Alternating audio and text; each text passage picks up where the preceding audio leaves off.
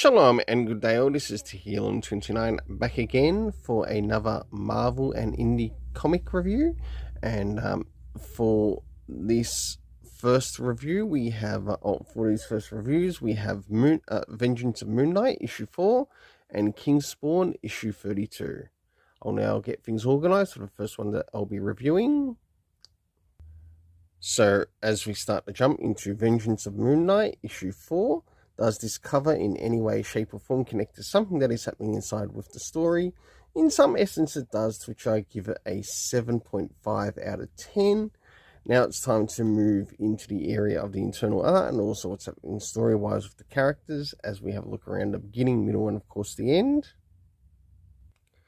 So as the story begins, we end up meeting up with the character of Hunter's Moon, who is connected to the Midnight Mission and working, or is a new character that has worked alongside MoonKnight in the series. And of course we do catch up with Tigra as they try to apprehend this imposter, or this MoonKnight imposter in this particular series.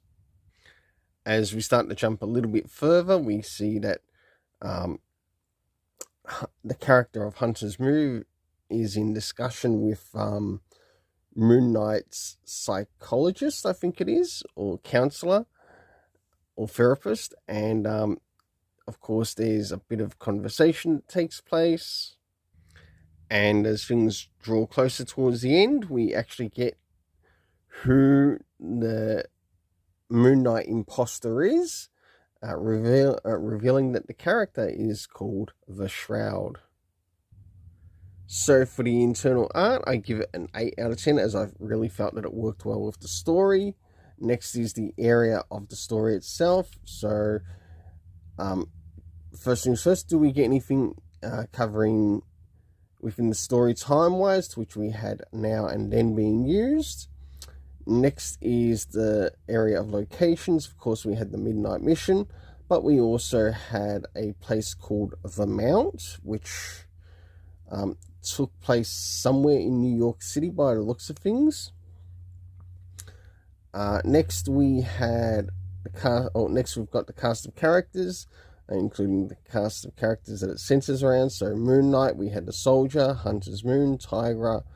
We also had Reese, Lady Yulan, which is a female vampire, Andrea, who is of course the psychologist or therapist that's helping these characters in the story, and also last but not least the character known as the Shroud. For the overall story rating in this, I give it an 8 out of 10. Now it's time to move into King Spawn. So as we start to jump into issue 32 of King Spawn, does this cover in any way, shape or form connect to something that is happening inside of the story? Not so much, but overall I do quite like the cover, to which I give it a 7.5 out of 10. Now it's time to move to the next area, to which we have a look around the beginning, middle and of course the end with the art, and also what's also happening story-wise with the characters. So as the story begins, we meet up with the character of Terry, who is, looks like, I think it's meant to be the character of Terry or someone else.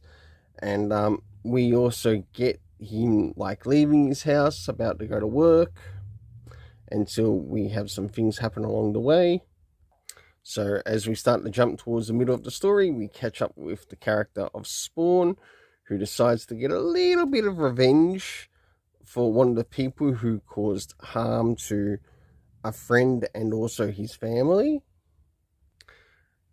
And last but not least, towards the end, to which we get to see the consequences of some of the people's actions, of what they did in relation to the particular story. So for the internal art, I give it a 7.5 out of 10. So next is the area of the story. Considering how far we are with the issues, did we get any comic references? Sure enough, we did, to issue 31. Next is the area of time, to which we had 6 hours earlier turn up. Location, not mentioned, though it probably wouldn't hurt to include it in the story. Next, we have the cast of characters, which we had Granny Blake, King Spawn, Jake, Mr. Fitzgerald, or Miguel, and last but not least, the character of Terry.